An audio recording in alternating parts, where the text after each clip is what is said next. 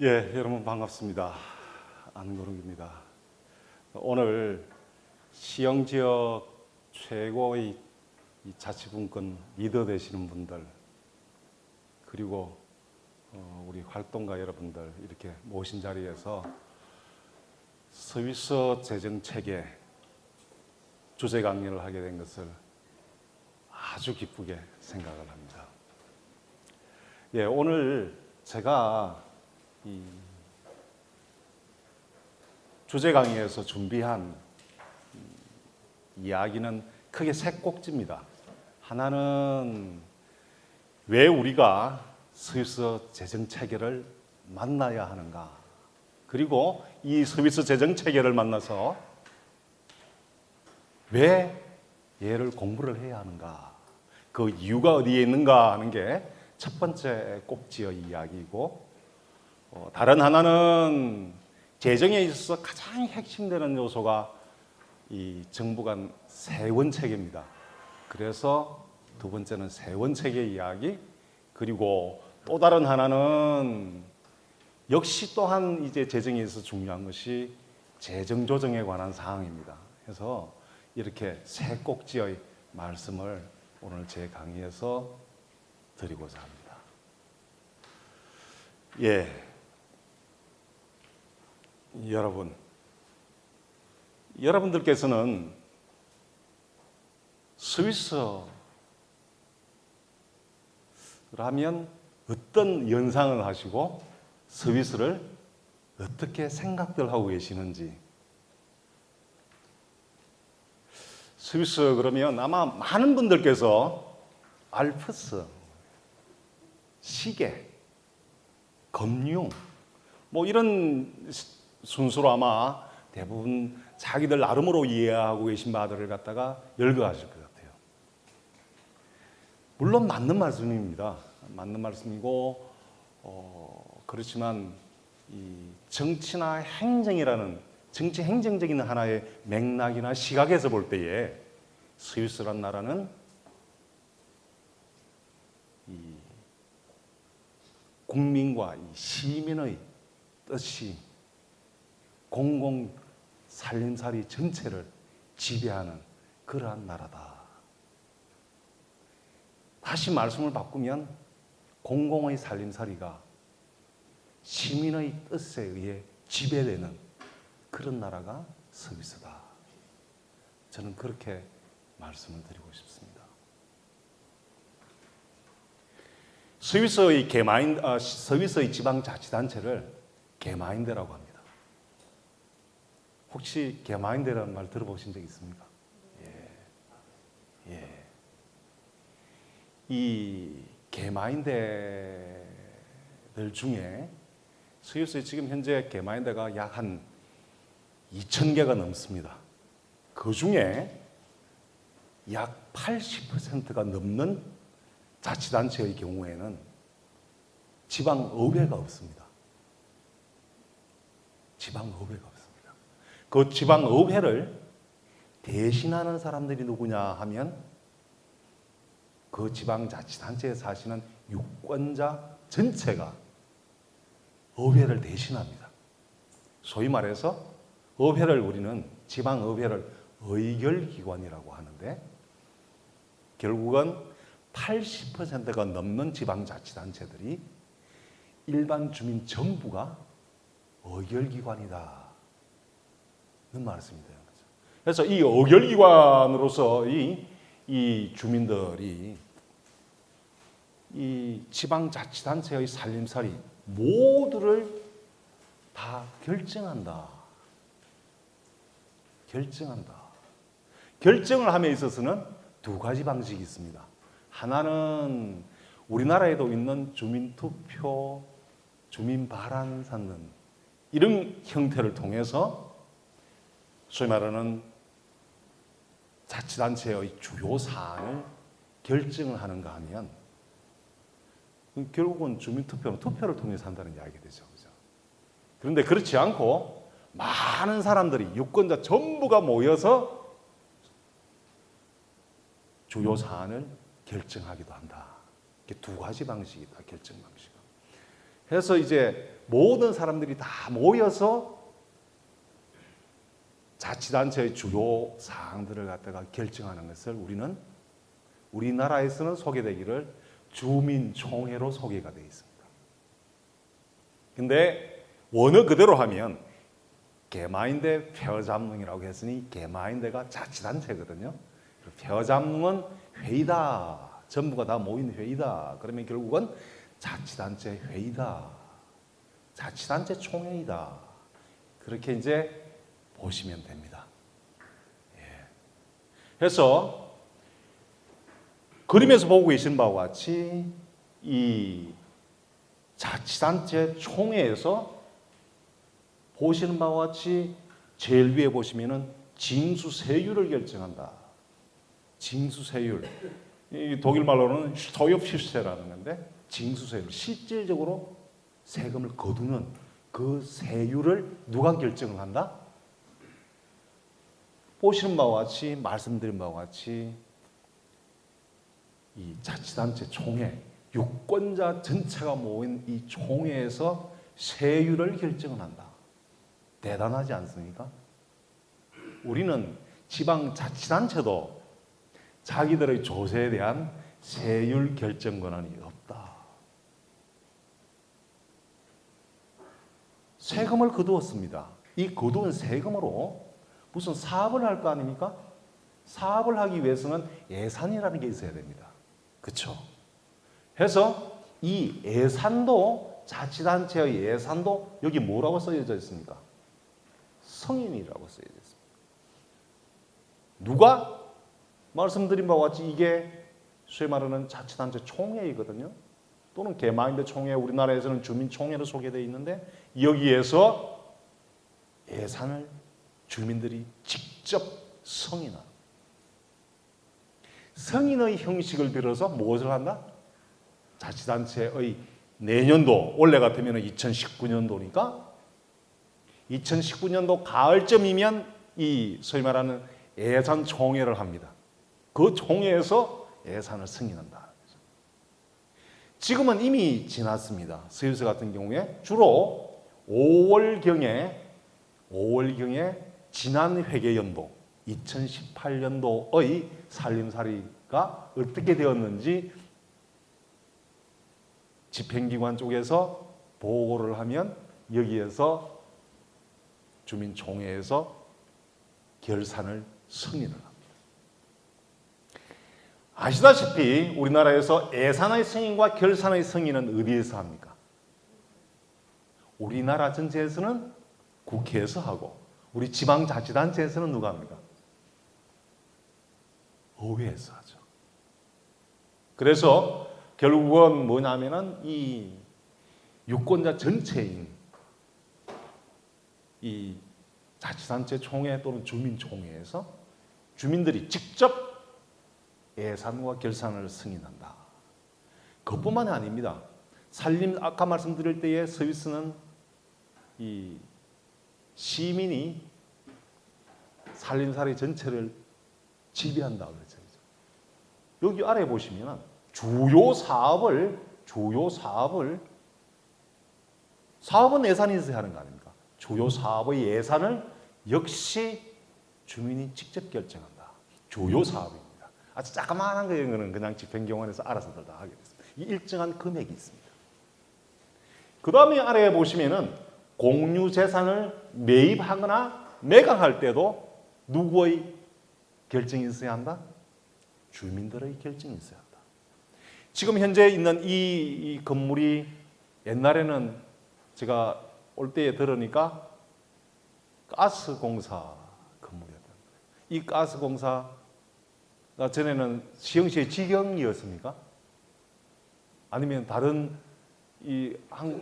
정부 한정공사. 그렇다면은 결국은 이 재산을 시흥시에서 매입을 해서 지금 활용하고 있는 거죠. 이와 같은 매입 사안을 누가? 시민들이 직접 결정한다. 재산을 사용하다가 이제 사용 가치가 없다.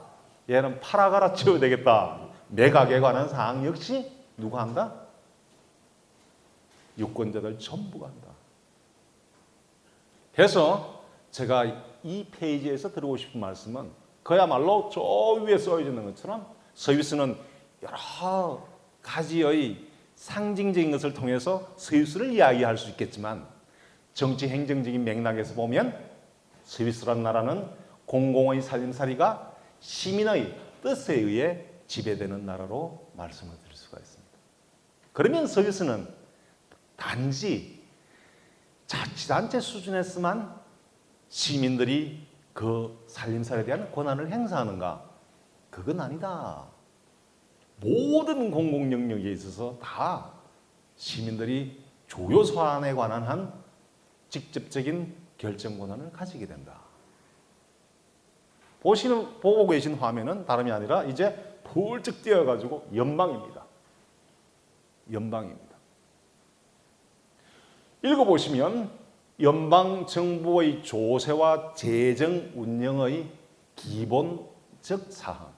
기본적 사항 무슨 말씀이겠습니까? 아주 주요한 사항. 이 사안들은 스위스 헌법 제3장의 재정이라는 제3장 재정이라는 그 카피탈 안에 이렇게 여러 조세나 재정 운영과 관련되는 기본적인 사항들을 쭉 이렇게 명시를 하고 있다는 거죠. 헌법에 우리나라 헌법은 본래 간략하고 간단해야 된다면서 재정과 관련된 사항이나 이런 것들이 전부 다 법률에 다 위임을 해놓고 있습니다. 하지만 스위스나 독일이나 이런 나라들 같은 경우에는 조세만큼 중요한 게 어디 있습니까? 그죠? 해서 조세 종류에 관한 사항, 세율에 관한 사항 여기 쭉 보시면 아시다시피 거의 전부를 헌법에 다 명시를 하고 있어요. 그 구체적 실천에 관한 사항만 법률에 위임을 하고 있다. 그래서 주요 사안들은 헌법에 다 들어있는데 이 헌법에 관련된 사항들을 갖다가 개정을 하고자 한다. 헌법을 개정하고자 한다. 그럴 때는 어떻게 해야 되느냐? 보시는 바와 같이 국민투표에 붙이게끔 되어 있다. 말씀을 바꾸면 연방의 조세와 재정 운영의 기본적인 사항들은 헌법에 명시되어 있고 이 헌법적 사항을 바꾸기 위해서는 국민투표를 해야 하는 것이니 말씀이 어떻게 됩니까? 결국은 국민들이 직접 연방의 재정 운영에 관한 기본적인 사항을 결정을 한다. 결정을 한다. 우리나라 헌법은 너무나 빈약해서 문제가 많습니다. 빈약하다는 의미는 무슨 이야기입니까? 이와 같은 사항을 헌법에 우리도 국민투표에 붙이게끔 되어 있습니다. 그렇지 않습니까? 예. 차이가 있는 것은 우리나라 헌법은 이것저것 다 빼버리고 거의 상징적 의미를 가지는 것들만 두고 있다. 그러면 어떻게 되느냐? 그 외에는 전부 다가 법률에 다 위임을 해버려요. 법률에 다 위임을 하면 누가 법률적 사항을 결정을 합니까? 님들께서, 국회의원님들께서 지금은 어디에 계십니까? 바깥에. 2달 동안 무엇들을 하고 계십니까?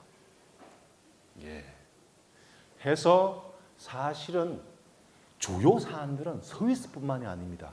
스위스뿐만 아니라 제법 민주주의 한다고 하는 나라, 체면 깨나 차리고 사는 나라, 밥술 깨나 뜨는 나라들은 어떻게 한다? 주요 사안들이 헌법에 명시가 되어 있고 그 헌법에 대한 결정 권한을 국민에게 줌으로써 어떻게? 주요 사안들이 국민이 결정할 수 있게끔 했다. 따라서 그것을 통해서 무엇을?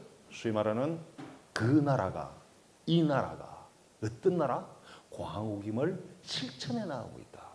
공화국의 의미는 여러분도 잘 아시다시피 그 나라의 주인이 국민임을 명시하는 그와 같은 개념이 공화국이다. 우리는 공화국으로 보기는 힘든 것이 주요 사안들을 주인이 결정을 안 하고 주인의 대리인들에 의해서 결정하게 함으로써 공화국의 가치를 실현하기에 우리의 헌법은 너무나도 모자람이 많다.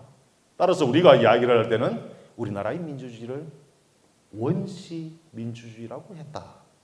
원시인이 하는 민주주의가 아니라 아주 기본적인 사항만 대통령을 직접 뽑고 국회의원을 직접 뽑고 단체장을 직접 뽑는, 아니 대표자를 선거를 통해서 뽑는 건 당연한 사실인 것을, 민주주의는 그보다는 한 발짝 더 앞서가야만이 진정한 국민 주권이라고 말하는 완성된 공화국을 건설할 수가 있다는 겁니다.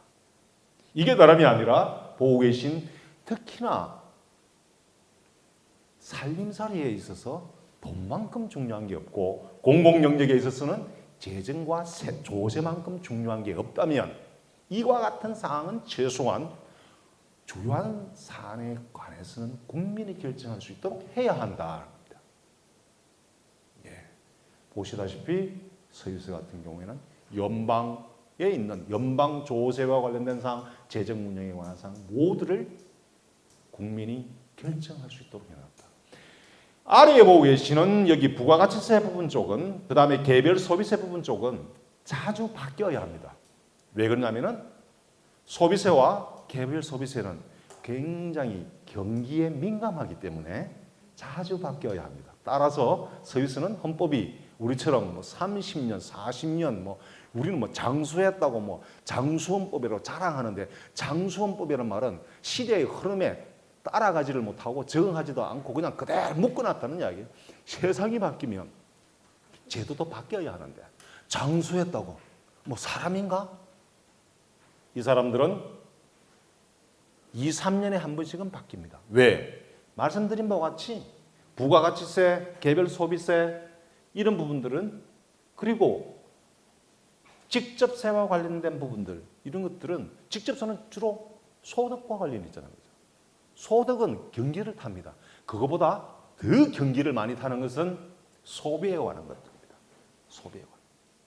따라서 헌법이 자주 바뀌어요. 헌법이 자주 바뀌는 것을 우리는 이상하게 생각합니다. 왜?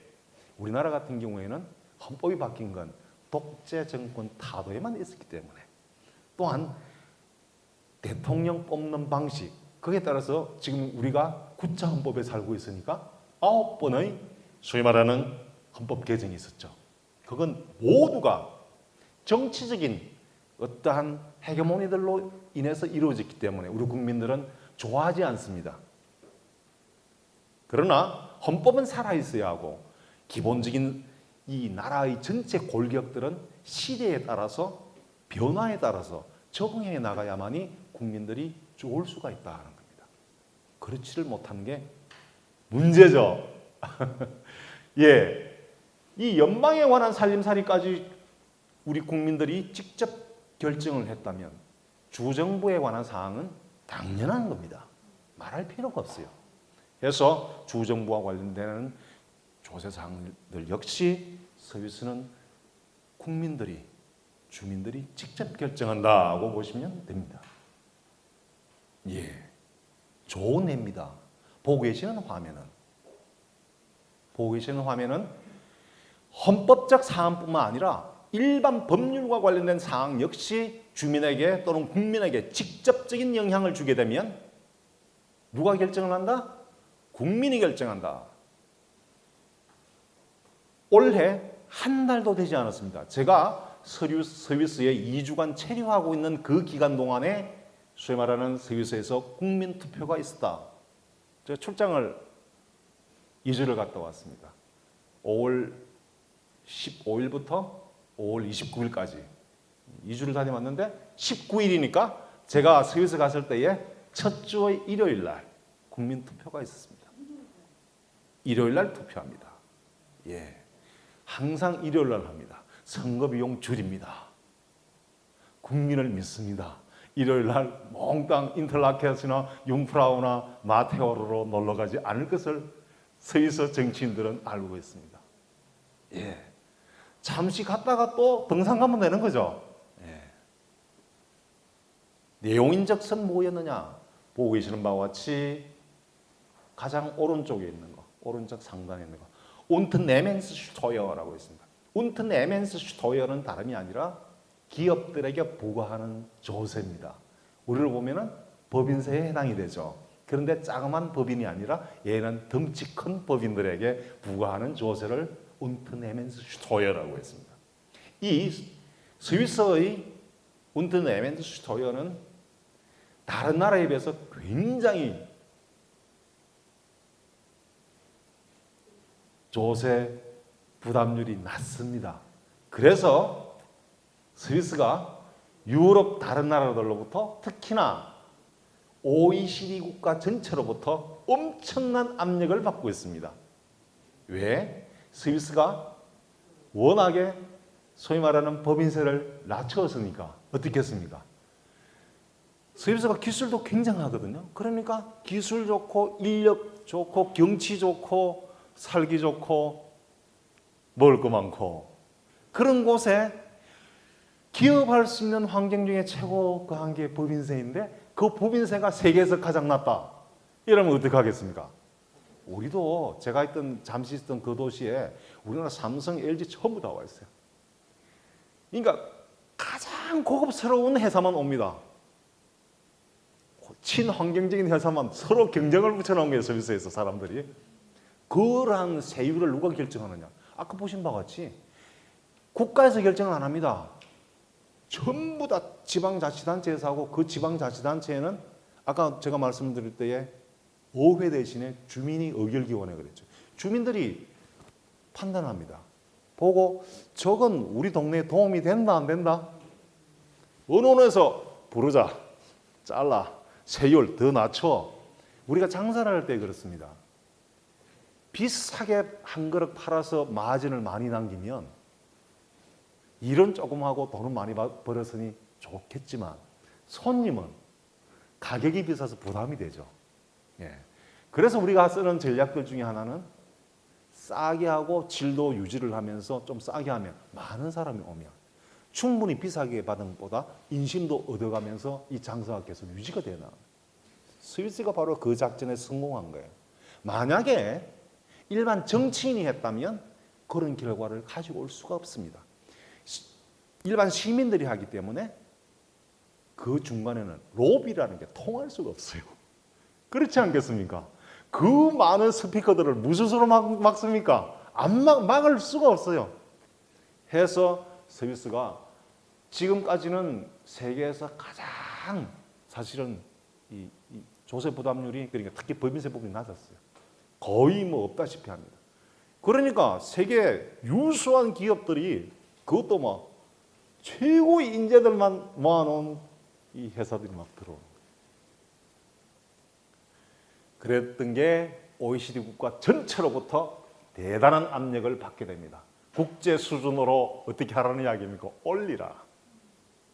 이게 이제 스위스가 굉장히 이제 어려운 문제에 처해인 거예요. 이렇게 되면 운트네멘슈토여를 올리게 되면 어떻습니까? 아까 말씀드렸던 대로 기업들이 빠져나가거나 예전에는 세금이 낮아서 메리트가 있었는데 이럴 것 같으면 우리 본국으로 가자. 뭐 미국 회사들도 굉장히 많거든요. 본국으로 가자. 뭐 독일 회사들도 많고 프랑스 회사도 많단 말이에요. 이 정도 같으면 뭐 우리나라로 돌아가서 하자. 그게 문제가 되면 뭐가 문제가 되면 아래에 있는 게 문제됩니다. 알트스, 힌트니스, 벼지슈룽스, 피난치어룽이라 말하는 우리로 이야기를 하면 다름이 아니라 연금보험이 문제가 된다. 왜 그러냐?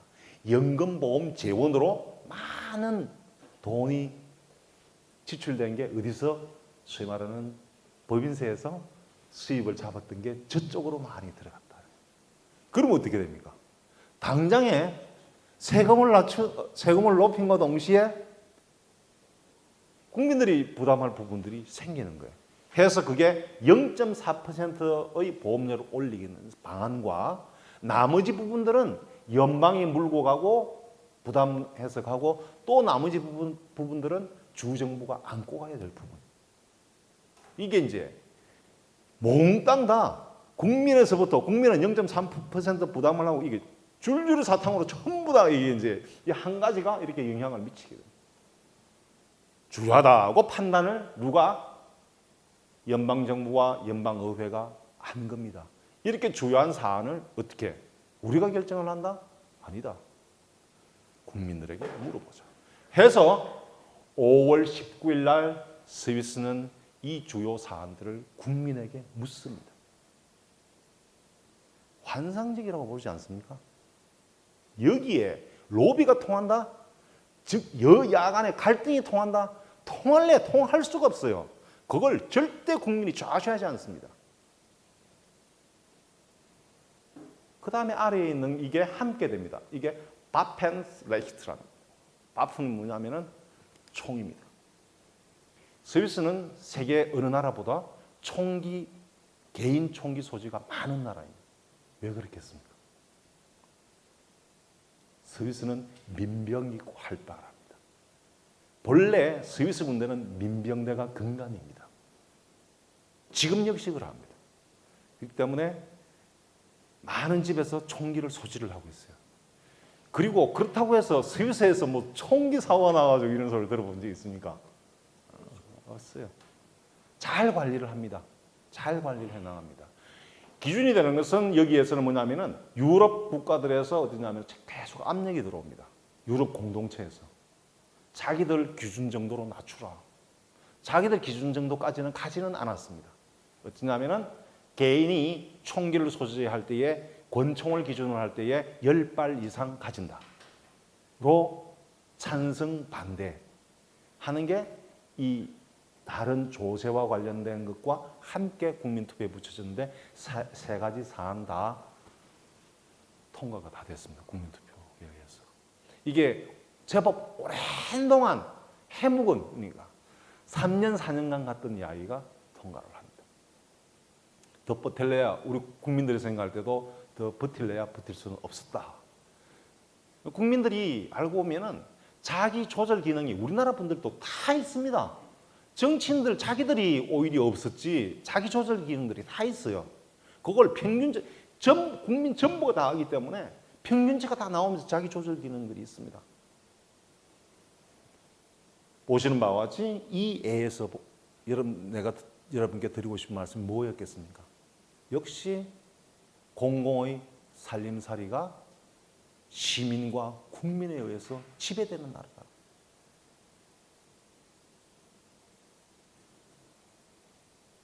이미 말씀드린 바와 같이 스위스는 시민 주권, 이 나라에서 국민이라는 개념이 사실은 잘 없습니다. 펄크라는 게 물론 있기는 하지만 이게 우리는 주민, 국민 이렇게 개념들이 있는데 사실은 주민이라는 것은 국민 아래에 있는 것으로서 본래 이렇게 어떤 권리나 주권의 어떤 개념에서 성립된 게 아닙니다. 시민이죠. 비어그란 말이 있고 여기에는 아인보너란 말이 있습니다. 해서 여기서는 전부 다 비어거 펴잡농, 비어거 펴발통, 뭐 비어거 시민. 해서 여러분들 이 시민이라는 의미가 다름이 아니라 여러분들 미국의 국적을 얻었다 그럴 때 미국 국적 얻었다 그런 소리 안 합니다. 미국 시민권을 획득했다. 나라 스위스도 시민권을 획득했다. 독일도 그럽니다. 시민권을 획득했다. 그러니까 시민이라는 사람은 바로 권리와 의무의 주체입니다. 근데 우리 같은 경우에는 국민이라는 개념을 세워서 일반 시민을 어떻게 해요? 주민으로 대신하면서 그냥 주민은 그 동네 살면 다 주민인 거예요, 원래. 그러니까 권리와 의무의 주체로 보지를 않는 개념입니다, 사실은. 바꿔야 돼요. 우리는 국민은 권리와 의무의 주체입니다. 하지만 지자체와 관련된 지자체는 다 주민이라 썼거든요. 권리와 의무의 주체로 보지 않는 거죠. 물론 거기에다가 이제 그런 잘못된 개념 위에다가 자꾸 뭘 갖다 얹습니다. 얹으면서는 첫 단추 잘못 끼워놓고 나서는 계속 이상하게 가는 겁니다. 솔직히 얘기로 일반 정확한 개념상에서는 사실은 문제가 많은 개념이죠. 주민이라는 개념은 시민이어야 하죠. 그래서 이와 같은 이제 시민권에서 시민권 그 자체가 대단한 이제 영향력을 발휘하면서 이 스위스란 나라가 그 시민의 주권 위에서 나라가 발전해 나가는 에너지를 넣습니다. 에너지를 넣습니다. 그래서 제 표현으로 한다면 시민 주권의 에너지에 기반한 스위스는 철저한 지방 분권 국가입니다. 그래서 이 스위스가 여러분 아시다시피 큰 나라는 아니죠. 작은 나라입니다. 그러나 이 작은 나라가 굉장히 유복한 나라다. 굉장히 유복한 나라다. 보시는 바대로입니다. 스위스란 나라는 미국보다도 이 2017년으로 기준을 해보면 2만 달러가 더 많은 개인당 소득이 2만 달러가 더 많은 훨씬 더 잘 사는 나라이고 독일의 2배 가까이 되며 일본보다는 2배가 훨씬 넘는 개인당 국민 소득을 갖고 있어요. 우리보다는 3배 가까이 되죠. 우리가 제법 밥술 깨나 뜬다고 우리는 좀 이렇게 어깨를 힘들어주고 뭐 동남아 아들 보면 너거든 뭐 아들이가 뭐 사람이가 하면서 제법 뭐 이렇게 뻐개고 그러는데 게임이 안 됩니다. 게임이 안 돼. 여기 있는 룩셈부르크는 세계 1등인데 이 나라는 도시국가죠. 50만이 안 되는 스위스 바로 옆에, 독일 바로 옆에 있는. 어떤 데는 독일 영지였다가 어떤 데는 프랑스 영지이기도 한. 나라 전체가 하나의 도시이고 이 나라 전체가 금융업으로만 먹고 삽니다. 그러니까 얘는 뭐 예외적인 경우죠. 예외적인. 세계에서 2번째 가는 국민소득이 높은 나라입니다. 스위스는 그냥 잘 사는 나라가 아니라는 거죠. 이러한 것들이 사실은 여러 가지 요소들이 영향을 미쳤을 걸로 저는 봅니다. 국민소득이 저기는 높고 국민경제가 대단한 것에는. 하지만 정치와 행정적인 맥락에서 볼 때는 역시 국민주권에 기반했기 때문에 가능한 것이었다. 예. 대단함은 또한 여기에서 찾을 수가 있습니다. 말씀드린 바와 같이 스위스는 분명히 작은 나라입니다. 인구 규모로 보나 면적으로 보나 엄청 작은 나라이면 맞습니다. 그러나 스위스가 과연 작은 나라인가? 인구 우리로 보면은 동남권 수준 정도 됩니다. 동남권이 어딘지 모르시죠, 여러분들은? 부산, 울산, 경남을 동남권이라고 합니다. 내가 본래 김해 살아. 사투리를 억세게 쓰잖아요, 그죠? 예. 지금은 조금 더 됩니다. 이게 옛날 데이터인데 지금은 840만 정도 되신다고 보시면 됩니다. 스위스는 인구가 계속 증가하고 있습니다. 아이도 자꾸 많이 놓고 있습니다. 예. 자연 출생률이 자꾸 높아만 가는 나라입니다. 예. 면적 우리나라보다 훨씬 작습니다. 보면은 절반이 조금 안 됩니다. 그렇다고 해서 아주 작은 나라는 아닙니다. 도시국가고 그렇지는 않습니다. 인구가 작아서 그렇지. 인구가 왜 작겠습니까? 전부 다 산악인데 만년설로 덮여져 있는 꽁꽁 얼어붙은 땅인데. 예. 하지만 이 나라가 과연 작은 나라인가? 이 지구상에서 하는 역할을 보면 굉장히 큰 나라다. 인구가 작고 면적이 작아서 그렇지. 실제 이 지구촌의 각 나라에 미치는 영향과 이 지구촌 인류 문화에 기여하고 있는 바를 보면 굉장히 큰 나라다. 보시는 대로입니다. 노벨상, 그 나라의 노벨상이라고 그러면 뭐 문학 이런 것도 있겠지만 노벨상 그러면 사실은 이 지구촌을 위해서는 최고의 가치 있는 상이고 이거는 다름이 아니라 그 나라의 인재들의 혁신 능력을 측정할 수 있는 기준이 되는 겁니다. 우리가 혁신 그러는데 그 혁신은 결국은 사람에 의해서 되는 거예요. 대단한 두뇌들에 의해서 되는 거예요.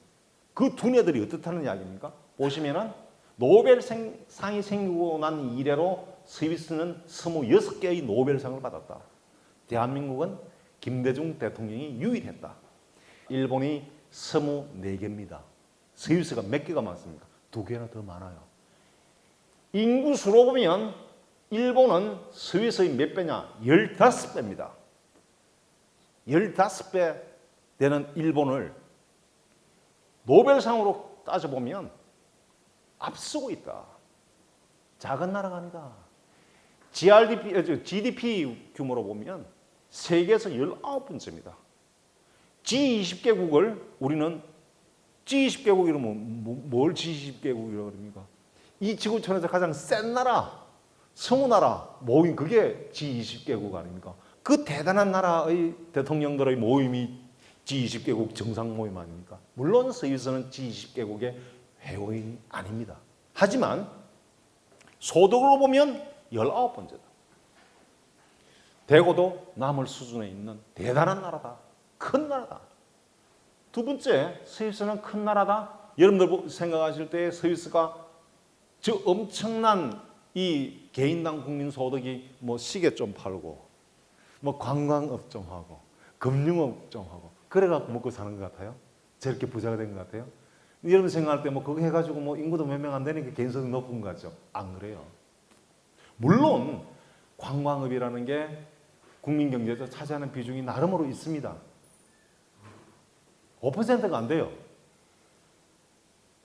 그런데 여러분들 스위스 관광을 또 가보셨겠지만 우리나라처럼 관광객이 저 이웃들 뭐 광주에서 온다든지 뭐 저처럼 뭐 김해 사람이 여기 온다든지 그런 게 아니에요. 얼굴 색깔들이 컬러풀합니다. 머리 색깔은 말할 필요가 없고 세계 모든 인종들이 다 와 있어요. 다 와 있어. 그러니 그게 전부 다 외화 아닙니까? 그게요. 이 스위스 웬만한 좀 큰 이 공터에 가면 뭐 광장에 가면 그 광장을 꽉꽉 메운다는 거야. 관광객으로. 전 피부 색깔을 다르고 머리 색깔도 다른 사람들로 꽉꽉 차 있다는 거예요. 그렇게 버는 그 돈이 국민 경제 전체의 5%가 안 된다. 그럼 도대체 무엇으로 깨버렸던가? 고생받은 겁니다. 여러분 잘 아시는 기업입니다. 네슬레. 네슬레 모르시는 분 계세요? 예. 유제품. 세계 최고 유제품 회사. 필립 모리스, 제너럴 모터스를 앞서는 세계 1등 기업. 예. 그게 네슬레가 어디에서 우리나라 삼성처럼 스위스에서 태어나서 세계 각국에 나가 있는 세계 최고의 다국적 기업 네슬레. 예. 그 다음에 아베베, 홀심, 신젠타, 스위스리, 리치몬드, 스와치 그룹, 아데코, UBS, 노바티스, 그린코어. 이건 세계에서 진짜 기라성 같은 기업들이라고. 이 기업들이 전부 다 스위스에서 태어나서 다 세계 각국의 문어발식으로 딱. 이런 엄청난 기라성 같은 이 다국적 기업. 이 애들이 벌어온 돈이 바로 다름이 아니라 스위스의 저만한 국민 소득을 만드는 거예요. 스위스를 아름다운 나라, 경치 좋은 나라 그렇게 생각해서는 굉장히 고맙다. 엄청난 국력과 엄청난 인재와 혁신 능력을 가지고 있다. 그것이 어디에서 비롯됐을 것 같아요? 옛말에 구설이 서말이어도 꿰어야 보배라고 했습니다. 꿰는 거는 그 보배들을 꿰는 건 나라 전체에서는 누가 꿰매는 역할을 하는 줄 압니까? 정치입니다. 정치입니다. 그 정치가 사회적 자원과 그 다음에 일반 개인적인 자원, 문화적인 자산, 인간들의 우리 각 개인의 능력 이런 것들 다 꿰매는 역할을 하는 게 뭘 통해서? 법을 통해서. 키울 곳은 사람들이 세금 낸 걸 갖다 거기다가 투자를 해서 또 키우고 균형을 또 맞춰 나오고 하는 그게 전부 정치란 말이에요. 그게 스위스 같은 경우에는 어떻습니까? 국민들에 의해서 장난을 칠 수 없게 됐다. 그래서 저는 이 국민 주권의 그 에너지가 국민 주권에 기반한 그 각 국민 한 사람 한 사람의 에너지가 과감 없이 그냥 그대로 국가 발전과 사회 발전에 바로 투영될 수 있게 해놓은 이 시스템, 이것이 바로 지금의 스위스를 만들었다는 생각. 예. 특히나 오늘 주제에서 보시는 바와 같이 재정에 관한 한, 조세에 관한 한 정치인들은 꼼짝 못합니다. 그런데 우리는 재정에 관한 한, 조세에 관한 한 국민은 절대 손을 못 댑니다. 그런데 돈만큼 중요한 게 어디 있습니까? 안 그렇습니까?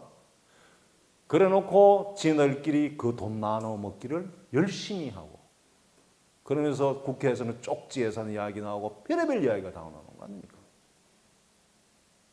예. 그 결과 우리 제 표현으로는 위에 보시는 바와 같이 스위스는 작지만 또 나옵니다. 제가 계속 강조해서 하는 이야기입니다. 작지만 우리보다 크게 행복한 나라이다. 크게 행복. 이게 바로 우리나라 통계청에서 내놓은 자료입니다. 우리나라 국민들 같은 경우에는 여기 모두 다 10점 만점입니다. 10점 만점에서 우리 국민들은 13년도에 6점, 14 6점, 15년 5점, 8점, 16년 5.8점 만족도가 이러했는데, 스위스는 13년도에 7.8점 세계에서 1등, 14년도 역시 7.8점 세계에서 1등, 스위스는 15년도에도 역시 5.7점으로 1등, 16년도에도 역시 7.6점으로 세계에서 1등을 했습니다. 사람이라는 게 그렇습니다. 우리가 여러분들 생각하실 때는 일하고 여러 가지들을 하시지만 그게 어떻게 보면 내가 자유로워지기 위해서 하는 겁니다. 돈을 왜 법니까? 빈곤으로부터 내가 자유롭게, 또 내가 하고자 하는 일을 하기 위해서, 못하는 것에서 벗어나기 위해서 돈을 버는 거예요. 어떻게 보면 우리의 행위 전부는 나의 의사와 내가 어떤 특정 의사를 가지던 그 의사를 갖다가 나의 의지대로 관철시키기 위해서 노력하는 거야. 그래서 나의 의사가 관철이 되면 어떡합니까? 오늘 기분 좋다. 배고파. 배고파 죽겠다. 밥을 먹으면 밥이 먹고 싶어. 이 나의 의사입니다. 밥을 먹으면 어떻습니까? 행복하다. 배고픔에서 나를 갖다가 자유롭게 하기 위해서는 먹어야 돼. 똑같은 이야기. 스스로 자기의 의사를, 자기의 의지를 관철시킬 수 있는 이 나라에서 국민들이 불행하다? 그럴 수가 없죠. 이미 제가 말씀드린 바와 같이 인간이라는 게 본래 그렇습니다. 자기가 하고 싶은 대로 하면 어떻습니까? 그게 행복이에요. 다른 거 있나? 저 여자 좋은데 저 여자하고 데이트 한번 하고 싶으면 하면 기분 좋은 거죠. 그래서 국민이 행복해지기 위해서는 얼마만큼 이 국민의 의지와 국민의 뜻이 이 사회에 잘 관철되느냐, 그게 달려 있는 겁니다. 우리는 지금까지 단 한 번도 그와 같은 경험을 또는 그와 같은 맛들을 본 적이 없기 때문에 사실은 정치교육, 또 이것도 알고 보면은 공공의 사회교육이고 정치교육입니다. 이걸 아무리 국민주권 이야기를 해도 가슴에 안 다가와요.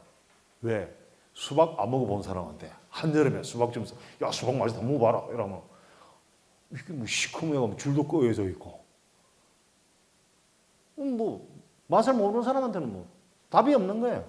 저 김밥도 그렇습니다. 시커멓게 쌓여서 서양 사람도 그냥 먹어봐라. 시커멓게 좀 이상하니까. 나는 어떻습니까? 맛을 알거든. 딱 보면 침을 제가 흘린단 말이에요. 그것처럼 우리는 경험이 없기 때문에 정치라는 것을 비하하고 있고, 정치라는 것이 얼마만큼 우리 삶에 있어서 중요한 걸 모르는 거예요. 근데 이 사람들은 일요일 날 선거해도 투표해도 놀러 안 가고 합니다. 왜 하느냐? 맛을 알거든. 맛을 알거든. 그래야 자기가 행복하다는 것을 알기 때문에 한다는 말이에요. 구태여 주중에 안 해도 된다는 게. 그러면 우리 아까 보신 바와 같이 OECD 국가 중에서 우리는 국민의 행복 지수가 채꽁지에 해당이 됩니다. 칠레, 멕시코보다도 우리 국민들이 느끼는 삶의 질 만족도는 낮습니다. 한마디로 정말 못 살겠다 이런 분들이 되게 많다는 거죠. 결국은 불행하다고 봅니다. 그래서 우리 국민들이 행복하지 못한 것은 결국은 어디에 있었습니까? 말씀드린 바와 같이 여기서 재정 이야기를 하기 때문에 결국은 재정과 관련된 입법 권한을 중앙정부가 몽땅 다 독점하고 있기 때문입니다. 보시는 대로입니다. 여기 이게 전부 다 우리나라 재정과 관련된 사항들인데 말할 필요 없이 헌법 제59조는 조세 법률주의를 명시를 하고 있죠. 저거 사항밖에 없습니다. 조세에 관한 사항이. 조세는 법률로 정한다. 그게 조세 법률주의입니다. 조세는 법률로 정한다. 조세와 세율은 법률로 정한다. 그게 조세 법률주의거든요. 조세의 종목, 그 다음에 조세 그 세율 이걸 법으로 정한다. 이게 조세 법률주의. 그게 59조에 있거든요. 법률로 정하면 그럼 법은 누가 정합니까? 네? 법은 국회에서 정하잖아요. 이게 이제 국회 입법주의를 우리 헌법에 그대로 명시를 하고 있습니다. 어디에? 제40조에. 헌법 제40조에 뭐라고 합니까? 입법권은 어디에 속한다? 국회에 속한다. 해서 국회 입법주의를. 그러니까 여기에서는 헌법 제59조에서 재정과 관련된 조세의 종류와 세율은 법률로 정한다.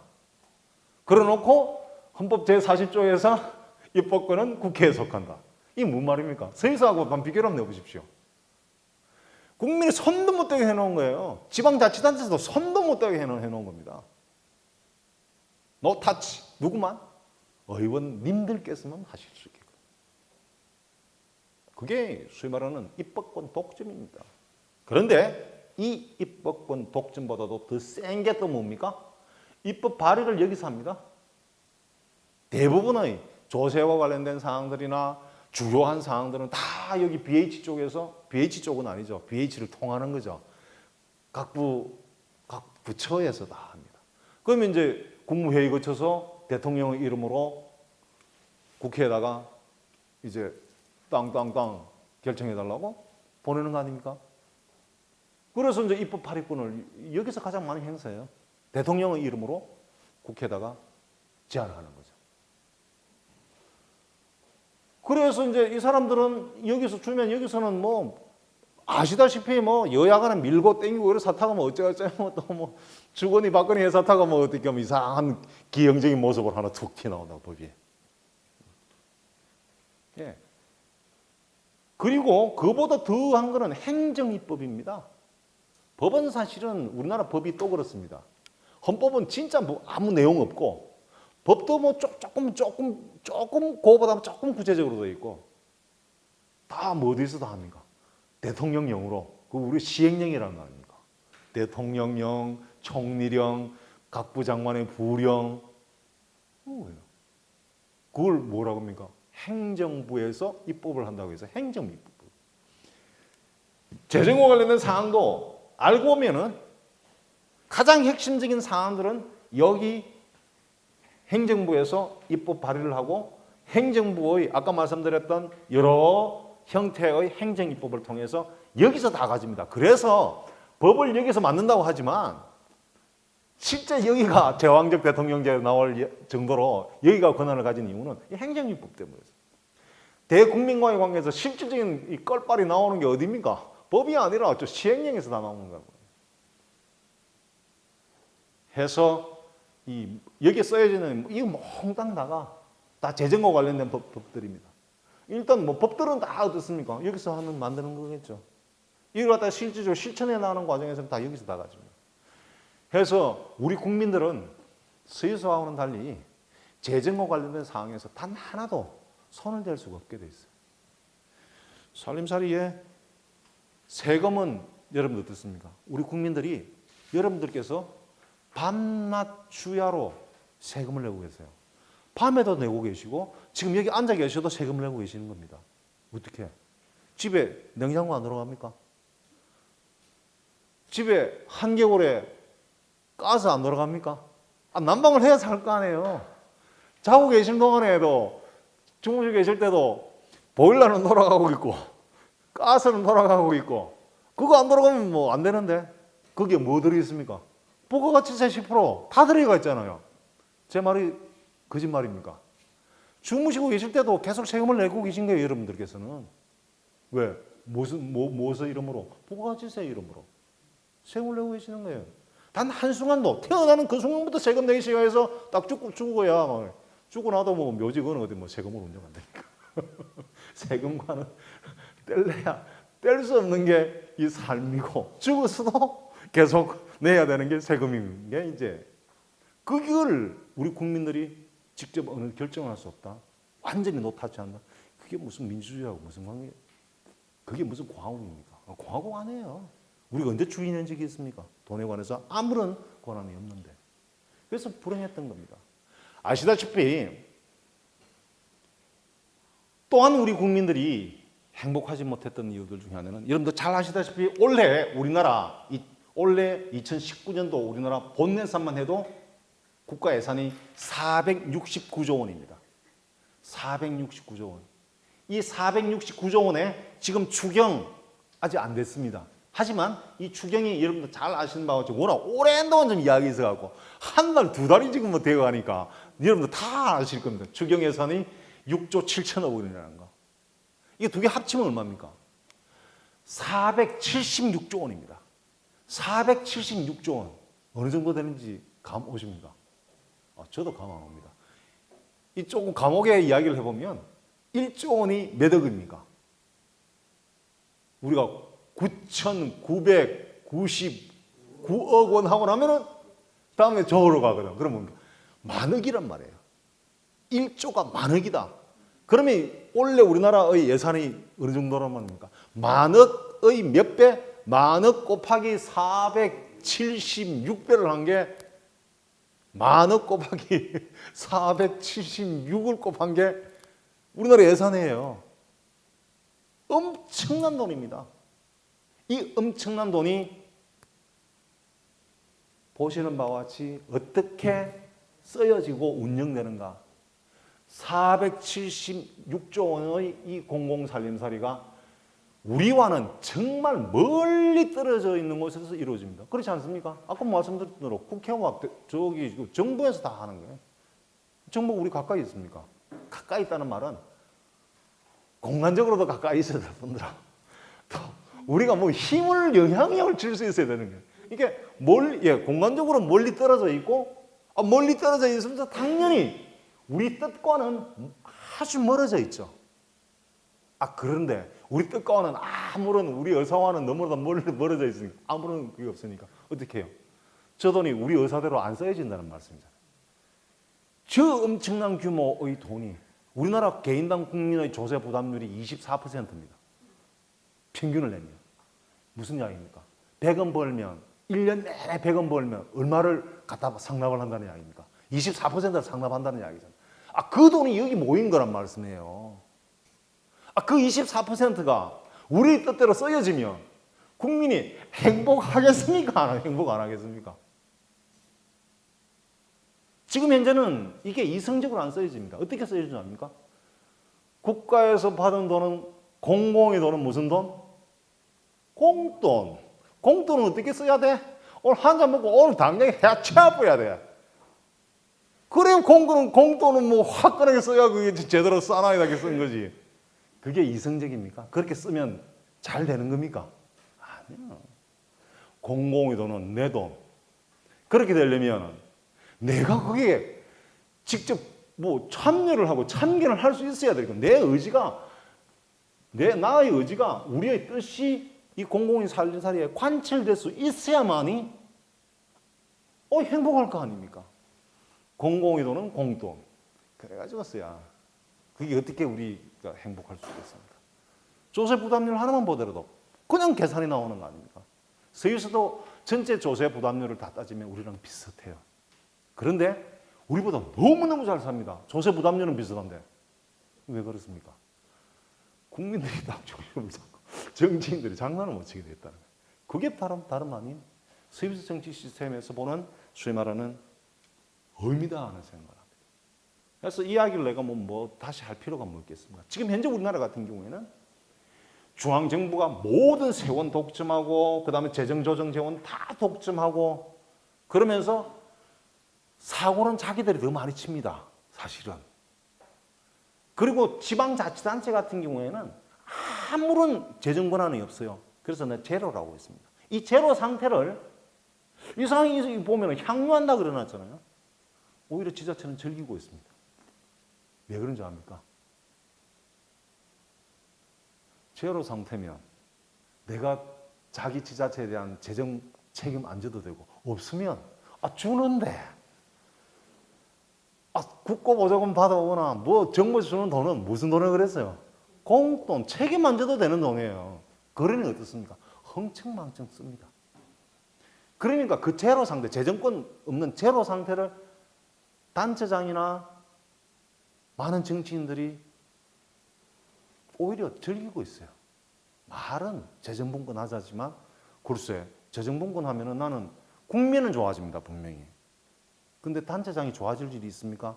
지역구 국회의원이 좋아질 일이 있습니까? 없어요. 왜? 우선은 여러분들 선거 때마다 국회의원님들 자기 한 일들 중에 써놓은 거 첫 번째 뭡니까? 이번 연도에 국고보조금 얼마 왔다. 그거 첫 번째 아닙니까? 단체장, 내가 단체장 되어서 정부 돈 얼마 다 왔다. 그거 아닙니까? 할 일이 그건데 할 일이 없어요.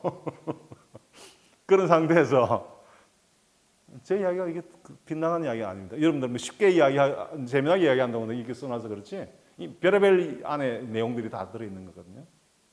이 상태는 다름이 아니라 여기는 여기대로 그냥 이거 다 독점하고서 온갖 짓 다 하고 여기는 없는 상태를 막 이게 즐기고 있고 이러면 어떻습니까? 결국은 이게 중앙 집권 상태에서 무능한 정치 행정이 계속 만들어지는 거예요. 온상입니다. 여기 키운다는 거예요. 온상. 무능한 정치와 행정을 키우고 있어요. 지금 이 시스템 자체가 배양한다. 하우스 집 지어가지고 계속 키우고 있는 거예요.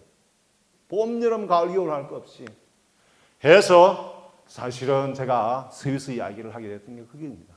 이거 바꾸지 않으면 안 됩니다. 해서 정부 간 재정 관계에 관한 이런 개혁론이 우리 안 하면 안 돼요. 이 논의 과정에서 진짜 운명적으로 만난 게 나는 스위스의 재정 체계라고 생각을 합니다. 이걸 우리가 바로 이렇게 하자는 이야기는 저는 아닙니다. 하자는 이야기는 아닙니다. 그 가치만은 최소한 우리가 인정을 하고서 우리도 국민들이 그래도 좀 납세자 아닙니까?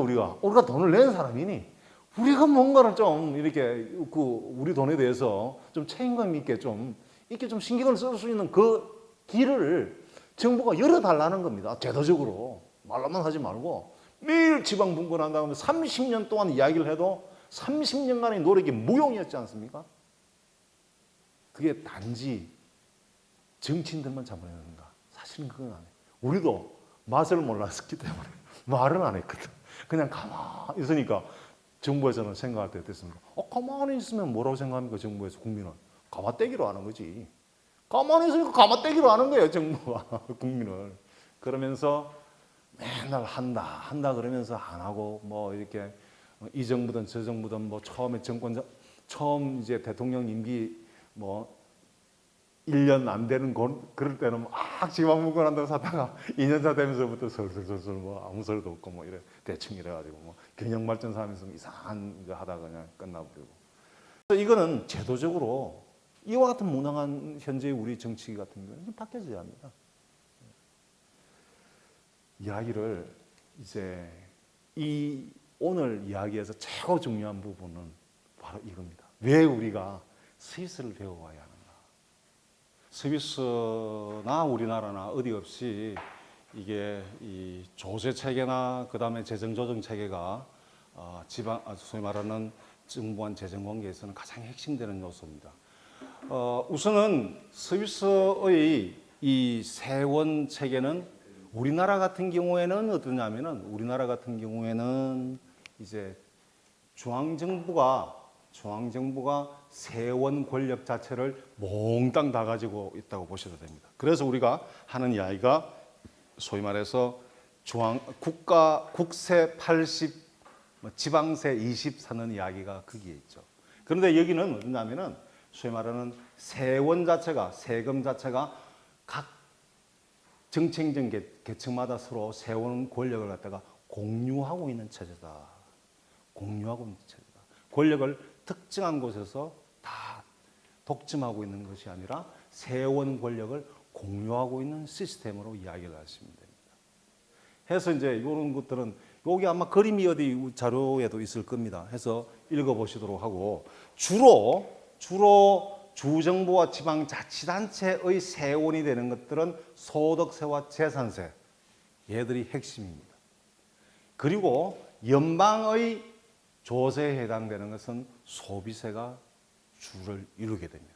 그래서 세금의 종류가 여러 가지가 있지만 그것들을 크게 분류를 해보면 이렇게 소득세, 재산세, 소비세로 분류를 할 수가 있다는 거죠. 세 가지로 분류를 할 수 있는 우리나라 역시도 그러합니다. 그런데 주로 소득세가 소비세에 비해서는 훨씬 크죠. 우리나라도 그렇습니다. 우리나라에도 소득세 부분이 훨씬 크고 이제 소비세 부분은 상대적으로 적은 편입니다. 그래서 이제 적은 부분에 있는 이제 요게 원인이 되어서 페이지를 넘기시면 이 이야기가 된다는 거죠. 지방 정부가 더 큰 이제 세입을 갖고 있다. 보시는 바와 같이 연방이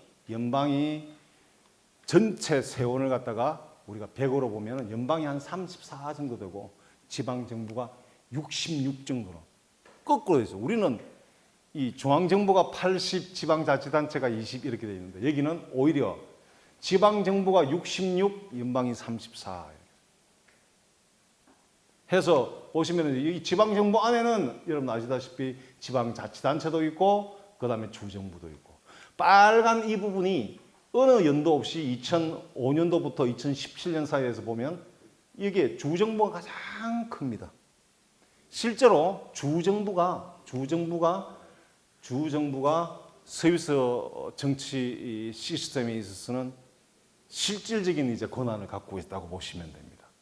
여러분들 스위스는 대학도 다 소위 말하는 주립 공대를 제외하면 전부가 어떻습니까? 주립대학이죠. 독일은 예외 없이 몽땅 다 주립대학입니다. 미국에도 주립대가 있는 거 들으셨죠? 주립대는 어디서 운영하는 게 주립대입니까? 주에서 운영하는 거예요. 우리로 보면 어디에 해당이 됩니까? 계층으로 보면 광역에 해당이 되죠. 광역에 해당이 됩니다. 계층으로 보면 물론 광역지방자치단체와 주는 하늘과 땅의 권한 차이가 있습니다. 하지만 계층으로 보면 연방, 그다음 주정부, 그다음 지방자치단체니까 우리로 보면 여기 해당이. 해서 여기는 어떻게 하냐면 다 주가 이렇게. 이 세원이 이렇게 많다는 것은 다름이 아니라 하는 일도 어떻게 해요? 주가 가장 많다는 이야기예요. 이게 허리가 가요. 지방자치단체가 해서 이 소위 말하는 이제 지방자치단체와 주의 이 세원을 합치면 결국은 66이 된다. 우리와는 완전히 거꾸로 되어 있죠.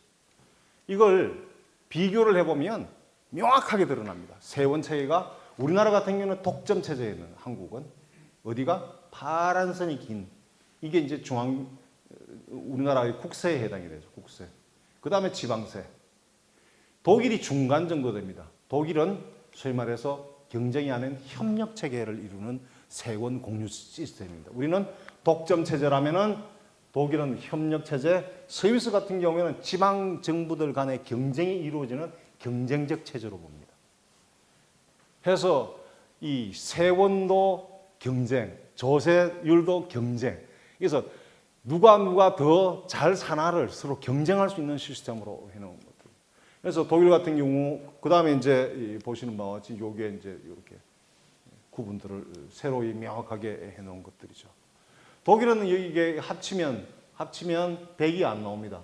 4%가 부족해요. 왜냐하면 독일은 어떤 나라입니까? EU 국가이기 때문에 EU 분담금이 4%가 있습니다. 스위스는 EU 국가가 아닙니다. EU 국가가 아니어서 합치면 다 100이 돼 있게끔 돼 있습니다. 예, 세원 이야기는 이렇게 말씀을 드리면 이해가 다 되시죠, 그죠? 예. 뭐 지금까지의 이야기에서 세원은 다름이 아니라 우리와는 거꾸로다. 연방인 우리에 해당되는 중앙정부에 해당되는 연방이 오히려 더 훨씬 작고 지방정부가 오히려 연방의 두 배가 되더라. 그렇게 생각을 하시면 됩니다. 그 다음에 재정조정의 이야기입니다. 위에 읽어보시면 아시다시피 나라마다 재정력 격차는 있다.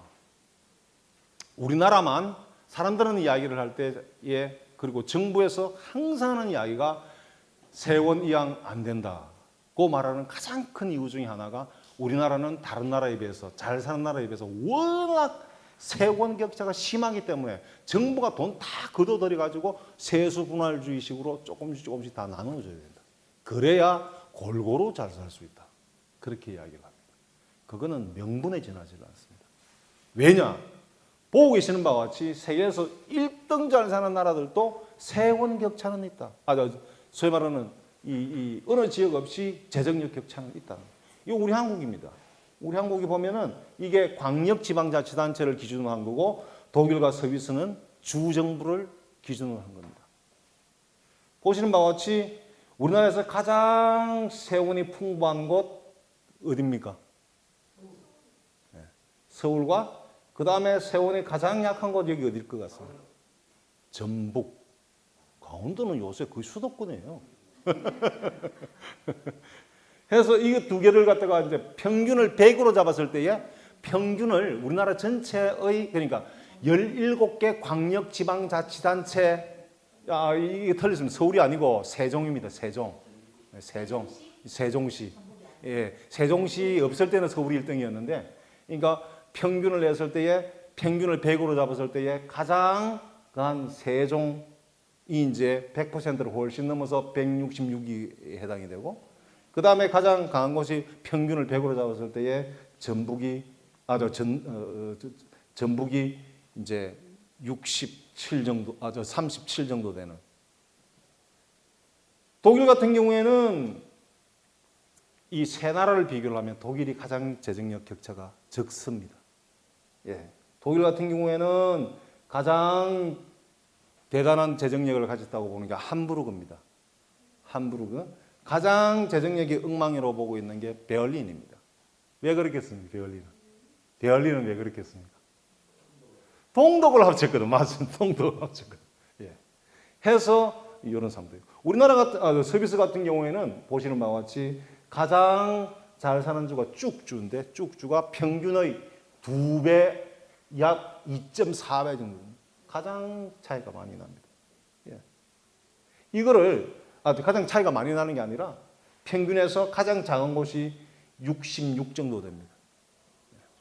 이거를 최소와 최대를 기준으로 해서 재정력 격차를 갖다가 내놓은 겁니다. 보시면은 한국이 역시 이 최소와 최저를 갖다가 서로 비교를 했을 때는 최소와 최저가 몇 배 차이가 나느냐 하면은 4.5배가 차이가 납니다. 가장 이 세 나라 안에서는 가장 큽니다. 독일이 말씀드린 바와 같이 이 차이를 비교를 하면은 2.7 또는 2.8배 정도 차이가 납니다. 그 다음에 스위스 같은 경우에는 독일보다 편차가 더 납니다. 왜 그렇겠습니까? 말씀드린 바와 같이 아까 말씀드린 바와 같이 독일은 협력적 재정관계 체제를 갖고 있는가 하면은 스위스는 경쟁적 관계를 갖고 있습니다. 그러나 스위스가 독일보다 잘 산다 못 산다? 더 따져보면 훨씬 더 잘 산다. 해서 정부에서 계속해서 재정력 격차 때문에 세원 이야기 안 된다는 것은 사실은 말이 안 되는 소리예요. 우리나라는 재정력 격차를 낼 때에 뭐 어떻게 내느냐 하면은 이거는 지금 제가 내놓은 거는 이거는 다름이 아니라 주민 1인당 지방세 부담을 가지고 내놓은 겁니다. 다른 나라 역시 독일과 스위스는 여기에 기준을 하고 있어요. 우리나라는 이걸 낼 때에 어떻게 내냐 하면은 나처럼 이렇게 내야 본래 맞는 이야기예요. 우리나라는 그렇게 안 냅니다. 재정력 격차 낼 때에. 교수님, 저희는 그럼 저렇게 이제 재정력이 약한 분들 중앙정부에서 지원하는 방식으로 해결을 하고 있는데 스위스 같은 경우는 다 합니다. 지금 여기까지에서는 뭐냐면은 다른 나라도 이렇게 잘 사는 나라에는 없다 그러는데 재정력 격차가 있다는 걸 내가 말씀을 드린 거예요. 이 상태에서 스위스는 재정 조정을 어떻게 하는가? 이게 우선은 16개 주, 스위스는 16개 주가 있는데 16개 주의 재정력을 쫙 그래프로 다 나타내요. 26개 주가 전부 다 들어있습니다. 여러분들 교재 안에는 읽어보시면 상세한 설명이 들어있어요. 여기는 이것만 그림만 내놓은 겁니다. 나한테 질문하실 것도 없이 읽어보시면 전부 다 나와요. 이게 평균을 100으로 잡았을 때에 ZG라고 말하는 쭉 주가 아까 말씀드린 바와 같이 244.1%가 나옵니다. 평균의 2.4배가 된다는 이야기죠. 가장 못 사는 주인 유라주 같은 경우에는 평균을 100으로 잡았을 때에 66 정도 된다는 거죠. 보시는 바와 같이 쭉 이렇게 다 해놓은 이거를 이제 재정력을 갖다가 조정하는 제도들이 이렇게 나옵니다. 여러분들 교재 안에 다 있어요. 이걸 아주 상세하게 설명들을 해놨습니다. 크게 보면 스위스 같은 경우는 2008년도에 재정조정 개혁이 헌법상 재정조정 개혁이 이제 이 헌법이 바뀌게 됩니다. 그 바뀌고 난 이후에 재정조정 제도는 지금까지 계속 유지가 되고 있습니다. 크게 보면 에로 재정조정 에로가 아닙니다. 내 표현이 그런데 발음이 내 경상도 사람이어서 이해를 하십시오. 에로가 많다고. 발음에 에로가 많습니다. 에로 재정. 다른 거는 또 다른 하나는 재원 재정 조정. 재원이 약하냐 강하냐. 재원 재정. 또 다른 하나는 부담 재정 조정.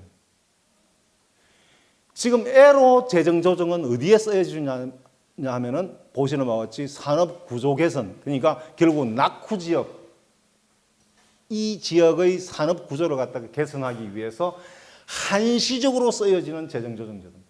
본래 있는 게 아닙니다. 이 제도는 언제 일몰을 하게 되냐면 2036년 가면 없어질 재정조정제도입니다. 요거 한시적인 기한 내에 특별한 재정을 투입을 해서 이 지역을 갖다가 어느 정도 산업구조 자체를 갖다가 개선하자는 목적으로 설치된 특별하게 만들어진 재정제도입니다. 그 다음에 이제 여기 이제 재원재정 조정은 요렇게 해서 보시면은 우리나라의 지방교부세와 같아. 이게 이제 재정력 격차를 갖다가 조정해주기 위해서 있는 대표적인 이제 하나의 재정조정 제도입니다. 그 다음에 부담재정 조정이라는 것은 다름이 아니라 뭐가 부담이 된다? 재정적으로 부담이 된다. 뭐 때문에? 지리적인 요소로 인해서 부담이 된다. 어떤 지리적인 요소? 스위스는 산악지대가 엄청 많습니다. 아예 돌산도 있고 아예 빙하가 수천 년 있는 곳도 있습니다. 뭐 해볼 게 없잖아요. 그래서 결국은 지리적인 요소 때문에 재정적인 부담이 많이 되는 곳. 그쪽은 항상 조정이 돼야 될 거 아니에요. 지원이 돼야 되지 않습니까? 그래서 있는 게 소위 말하는 지리적 부담. 그러니까 지리적 부담을 해소하기 위한 재정조정제도. 지리적인 요소만 중요한 것이 아니라 사회적 부담이 큰, 그러니까 재정 부담이 큰 이유가 사회적인 요소 때문에 오는 경우도 있습니다. 왜? 노인이 많다든지, 외국인이 많다든지, 특별하게 보시면 빈곤층이 많다든지, 노인이 고령화가 심하다든지, 평균 이상의 외국인이 정주하고 있다든지, 또는 그 지역이 중심 도시 역할을 한다. 그러니까 여러 인근에 있는 도시들을 또는 지역을 견인해 나가는 기능을 하자면 또 부담이 되죠. 그럴 경우에 있는 재정조정제도가 소위 말하는 부담재정조정제도입니다. 해서 보시는 바와 같이 여기에서 부담재정조정 부분 쪽은 지리적인 문제나 사회적인 문제로 인해서 재정적 부담을 가지게 되는 이런 경우에는 어떻게 되냐면은 연방이 다 책임을 지고 갑니다. 연방이 다 책임을 지고 갑니다. 그런데 재원재정조정 이 경우에는 아까 말씀드린 바와 같이 재정력 격차 문제를 해소하기 위해서 있는 이쪽은 어떻게 되냐면 수직, 수평 이렇게 되어 있죠. 수직적으로 재정 지원을 하는 것은 연방정부이고 수평적으로 하는 것은 뭐냐면 주 정부 간에 서로 경쟁을 함에도 불구하고 이웃 주에다가 돈을 갖다가 희사를 하는 아름다운 모습을 찾으시다. 아까 우리 윤정희 선생 말 맞다나 문화적인 요소도가 있어요. 거기도. 해서 이렇게 하는. 그리고 여기 에로 재정조정 같은 경우에는 한시적이긴 하지만 어쨌든 낙후된 이웃 지역을 어떻게 해요? 다른 주에서도 돕습니다. 해서 여기는 연방과 주정부에 의해서 이루어지는 수직 수평적 재정조정 양자가 다 들어가 있어요. 요 제도를 갖다가 생각을 하시고 이게 실제로 어떻게 활용이 되는가 할 때에 이제 우선은 내가 보여드리고 싶은 게 에로 재정 조정 같은 경우에는 가장 작은 범위를 찾아요. 이게 전체를 재정조정 재원 전체를 100으로 볼 때에 애로 재정조정 재원의 규모는 얼마 안 된다. 가장 작다. 그 다음에 부담 재정 조정 같은 경우는 아까 사회적인 요소, 지리적인 요소로 인해서 재정적인 부담을 갖다가 해소하기 위해서 있는 이 재원은 두 번째 정도 되더라. 결국은 아까 보셨던 바와 같이 이렇게 엄청난 재정력 격차가 나타나면서 재정조정 재원의 가장 큰 볼륨을 차지하는 것은 역시 재원 재정조정 제도더라. 18년 같은 경우에 80%를 차지한다는 거예요. 무슨 말씀인지 아시겠죠? 이게 우리의 어디에 해당이 됐습니까? 지방 교부세에 해당이 된다고 했어요. 해서 이와 같은 재원들이 실제로는 어떻게 이제 쓰여지는지 보겠습니다. 이게 이제 아까 말씀드린 바와 같이 여기 지리적인 요소, 사회적인 요소, 이 요소들은 연방 보조금으로 다 지급이 됩니다. 그래서 아까 제가 말씀드릴 때에 여기는 연방 정부가 다 간다 그랬죠. 그래서 이거를 모든 재원들을 어떻게 해요? 연방이 규모는 작지만 이 돈으로 어떻게 하냐면은 낙후 지역 쪽과 재정력이 약한 주에다가 이렇게 둘 다의 예산의 규모는 똑같습니다. 그 다음에 있던 게 이제 재정교부금입니다. 중간에 지방교부세와 같은 역할을 한다는 거. 이거는 어떻습니까? 재정력이 강한 주, 아까 보셨던 재정력이 강한 주, 소위 말해서 100을 넘는 주, 그 평균 이상인 주가 7개죠. 이 7개 주에서 내놓은 돈과 그 다음에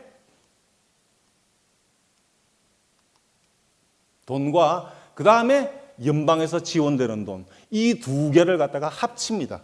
여기에서 올라오는 돈, 그러니까 재정력이 강한 주에서 올라오게 되는 이 돈과 연방에서 내놓은 이 돈 둘을 합치면 이 금액이 되거든요. 이 금액을 어디에다가 역시 재정력이 평균 이하인 주에다가 이렇게 주게 되는 거죠. 이렇게 해서 이제 조정이 이루어집니다. 재정 조정이 이루어진 상태입니다. 이게 굉장한 의미를 갖고 있습니다. 여러분 잘 보십시오. 위에 파란 선은 본래의 재정력이었답니다. 그 다음에 빨간 거는 재정 조정이 끝나고 난 이후의 선들입니다. 위에서 보시면 우리나라는 절대 이렇게 되지 않아요. 보십시오. 재정력이 가장 컸던 쭉주는 244가 213으로 줄어들게 됩니다. 크게 안 줄어들어요. 그리고 여기에 유라주가 가장 못 사는 주였는데 66에서 조정을 했을 때는 최종 조정이 88에 가서 그쳐버립니다. 무슨 이야기입니까? 절대 이 선이 여기서 쭉 이렇게 꺼보면 무슨 이야기가 되냐면 본래 잘 사는 주는 잘 사는 그 상태를 계속 유지해 나갑니다. 절대 이 순서가 절대 바뀌지 않게 됐어요. 하다 못해서 동점은 나오지만 이게 들쑥날쑥 이렇게 하면 어떻게 됐어요? 쫙 이렇게. 이게 뭔 줄 압니까? 재정 책임성입니다. 못 사는 건 네가 책임지라는 거야. 그러나 88%가 조정을 하고 나면 굶어 죽진 않아요. 절대 그 근간이 흔들리지는 않습니다. 아시겠습니까? 우리나라는 어떻게 되냐면은 재정력 역전 변동이라고 해서 그야말로 잘 사는 곳과 못 사는 곳이 막 거꾸로 뒤집혀 버립니다. 그러면 지자체에서 제가 아까 말씀드릴 때에 지자체들이 제로 상태를 향유한다 그랬잖아요. 경상남도에 10개 군이 있습니다. 함양산청 같은 경우에는 재정 자립도 9%가 안 돼요. 그런데 재정 자주도가 98%, 99%, 어떤 100%로 가버립니다. 서울시의 재정 자주도를 앞서버리는 거예요. 그러면은 함양산청에서 군수가 세금도 거두고 자기 지역이 잘 살아서 조세를 많이 내놓는 노력을 해야 됩니까? 안 해야 됩니까? 안 하죠. 저라도 안 합니다. 왜? 주민들 보고 돈 많이 내놓으면 세금 많이 내놓으라고 그러면은 저 뽑아줬더니만 내보고 바가지 씌우고 있어. 당장 낙선되는데 그것을 저보고 시켜주면 저는 그렇게 하겠습니까? 똑같은 거예요. 사람이 안 그렇습니까? 나의 직업은 군수인데 내가 마루가 닳도록 해먹어야 그게 내가 사람이지. 내가 너무 신입니까? 이수신 장군도 그거 해라 그랬으면 내가 똑같았을 거라. 해서 이게 뭐냐면 이게 제도적으로 이렇게 돼 있는 거예요. 제도적으로. 독일도 이렇습니다. 독일도 협력적 연방주의를 하지만 물론 이렇게 차이가 나기는 안 나거든요. 독일은 한 요 정도에서 시작합니다. 요렇게. 그러나 절대 재정력 자체가 본래의 재정력이 순서가 바뀌는 건 절대 좌시하지 않습니다. 딱 그대로. 순서가 절대 안 바뀌어요. 그래야만이 재정 책임성이 생겨요. 해서 스위스는 독일보다도 이게 격차가 많이 나게 해놓은 게 제가 아까 뭐라 그랬습니까? 스위스는 경쟁적 재정 체계, 경쟁적 조세 체계를 갖고 가고 있고 독일은 협력적 체계. 그러니까 어느 정도만 서로 이렇게 사실은 상당히 이제 서로 협력하는 관계라고. 그래서 저쪽은 완전 경쟁이에요. 근데 완전 경쟁으로 갈 수가 없는 거는 그래도 스위스라는 연방 국가인데 내셔널 미니멈을 지켜나가야죠. 해서 이 재정 조정을 하게 된다는 거예요. 자, 여기서 보시면은 자, 우리나라 같은 경우에 엄청난 재정 조정 재원을 가지면서 비교가 안 돼요. 그러면서 이 재정 조정 재원 전부를 100% 정부가 독점해 버립니다. 41이라는 이 숫자는 뭘 의미하느냐 하면은 우리나라 국세에서 정부가 재정 조정 재원으로 쓰여지는 비율을 나타낸 겁니다. 국세 전체를 100이라고 했을 때에 재정 조정 재원으로 쓰여지는 퍼센테이지가 41%입니다. 무슨 소리냐? 우리나라 국세를 100으로 잡았을 때에 국고 보조금 13%. 자, 계산하십시오. 13 쓰십시오. 지방 교부세 13. 지방 교육 재정 교부금 15. 13 더하기 13은 26. 26 더하기 15는 41. 본래 독일이나 스위스 같았으면 저걸 거둬들여가 다시 돌리지 않습니다. 그냥 자기들이 알아서 하는 거죠. 그런데 이놈을 싹 다 걷어가지고 나라 살림을 제대로 해야지 하면서 그냥 나눠준 거예요. 나눠줄 때 그냥 나눠줍니까? 나도 좀 잘 보이면 뭐. 그러니까 로비며 온갖 쪽지 예산이 이게 막 횡행을 하면서 공공의 돈이 공돈이 돼가는 그게 뭐냐면은 그런데 이 나라들 보십시오. 독일이 협력적 재정 체계를 갖고 있다 하지만 국세에서 차지하는 비중이 6%가 안 돼요. 5.8%. 5.8%밖에 안 돼요. 이야기를 하면 또 하는 말이 그 나라는 재정력 격차 차이가 얼마 안 나잖아요. 이래. 보여. 저도 듣고 소리를 한다니까. 아까 처음부터 봤잖아요. 내가 이 이야기를 하기 위해서 처음부터 그 이야기를 내놓은 거라. 항상 그럽니다. 저는. 격차가 얼마만큼 나는지 정확하게 한번 딱 따져보자. 따져보면 그렇게 자기들이 생각하는 것처럼 그렇게 나지를 않아요. 그런데 우리나라는 아까 말씀드리다 말았는데 우리나라는 이 재정력 문제를 이야기를 할 때 1인당 한 사람을 기준으로 안 합니다. 뭘 기준으로 하는 줄 압니까? 인구 숫자로다가 해버려요. 그러니까 조세 거둔 거 총액으로 다 합쳐버립니다. 말이 안 되는 게 서울의 인구가 1000만입니다. 경기도 여기 여러분들 사시는 경기도 인구가 1000만이 훨씬 넘어가고 1200만입니다. 1200만이 낸 세금하고 경기도하고 경상남도에서 340만이 낸 거하고 그게 말이 되지 않습니다. 그래서 총액으로 계산해 버립니다. 그러니까 이거 뭐 천차만별나죠. 그렇게 계산하면 안 된다는 거예요. 그게 뭘로 쓰여지느냐? 지방 분권하면 안 된다는 논거로 쓰여지고 있습니다, 여러분들. 그래서 그러면 재정 지수를 이렇게 내는가? 다른 나라는 선진국 이렇게 내는가? 그 예시를 내가 보여준 거예요. 그래서 제발 이러지 말자. 그래요. 아니야, 뭐 또 문화가 다르고 또 나옵니다. 그게 또 이야기를 하면 또 나옵니다. 그게 정부에서 지방 분권화 하기 싫어서 하는 이야기예요. 절대 그렇지는 않습니다. 이 스위스 같은 경우에는 경쟁적 연방주의를 하기 때문에 실질적으로 재정조정 제도가 없다고 보면 됩니다. 2.5%. 미국은 아예 없습니다. 예, 재정조정이라는 제도 자체가 없어요, 미국은. 그냥 각 주마다 알아서, 진짜 알아서 사는 거예요. 근데 스위스는 좀 다른 게 그래도 2.5%라도 있다는 겁니다. 이게 미국은 왜 이게 이 재정조정 제도가 아예 없는 줄 압니까? 그거는 경쟁이라도 완전 경쟁이에요. 자본주의. 그리고 미국의 논리는 그렇습니다. 미국의 논리는 뭐냐면은 재정조정 제도를 두게 되면 뭐가 작동을 안 한다? 조세 가격 기능이 작동을 안 한다는 겁니다. 맞는 이야기입니다. 조세 가격 기능이라는 게 뭐 내가 학문적으로 이야기하면 길지만 간단하게 말씀을 드리면 내가 세금을 냈습니다. 무엇으로? 공공 서비스라는 이름으로 나한테 다시 돌아오는 거. 세금을 냈으니까 낸 만큼 나한테 돌아오는 거예요. 그런데 재정 조정을 이렇게 우리나라처럼 41%까지 해버리면 무슨 문제가 있어요?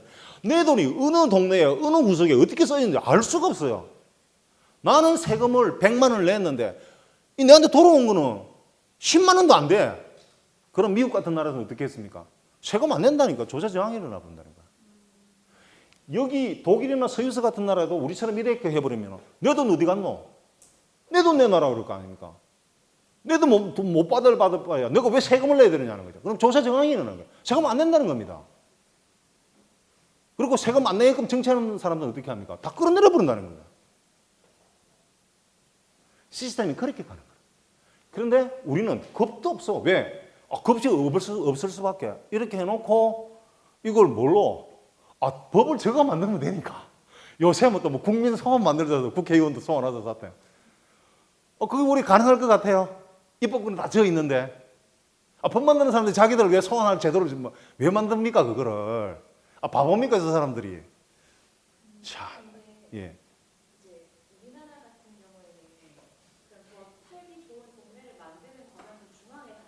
그럼요. 그렇기 때문에 그게 같이 조정되지 않으면 저 재정 조정 제어만 낮추는 것을 더 큰 내가 하는 이야기는 그렇습니다. 그 동네가 유지될 수 있도록은 해야 합니다. 하지만 죽고 사는 문제는 자기들이 알아서 할 이야기죠. 그게 맞습니다. 그런다고 해서 실제로 죽은 동네가 있느냐? 이 지구촌에서 없었습니다. 그리고 우리나라에서 하는 재정조정 재원 제도를 이게 만약에 심하다 싶으면 이거를 어떻게 해야 하냐면 독일을 보십시오. 독일을 보십시오. 이걸 보셔야 됩니다. 질문을 줘서 이제 드리는 말씀인데 이것도 이제 한 발짝 앞서간 거죠. 우리 선생님께서. 나는 이제 이쪽으로 가야 이제 그 업무이 풀리는데 여기까지 하고 있는데 여기 이 질문을 한 거예요. 재정조정 재원이 만약에 이걸 다운시키기 힘들다. 나는 사실은 이렇게 가서는 안 된다고 봐요. 이 돈 안에 뭐가 들은 줄 아닙니까?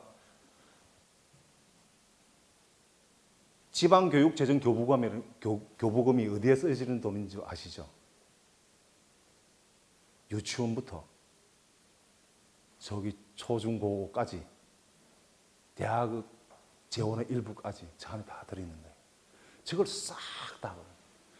지금 경기도까지 그 유치원부터 초중고 선생들, 뭐 교사, 뭐 옹땅 다 그 운영비가 어디 경기도가 결정할 수 있는 줄 알아요? 제로예요. 뭘로 다 사는 줄 압니까? 정부에서 주는 지방교육재정교부금으로 삽니다. 경기도 돈이 없어서 그러합니까? 빼앗아가 아니 다 준 거예요.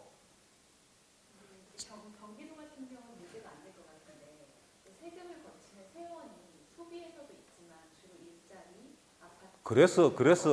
그래서 내가 이걸 없애자는 게 아니에요. 없애자는 게 아니에요.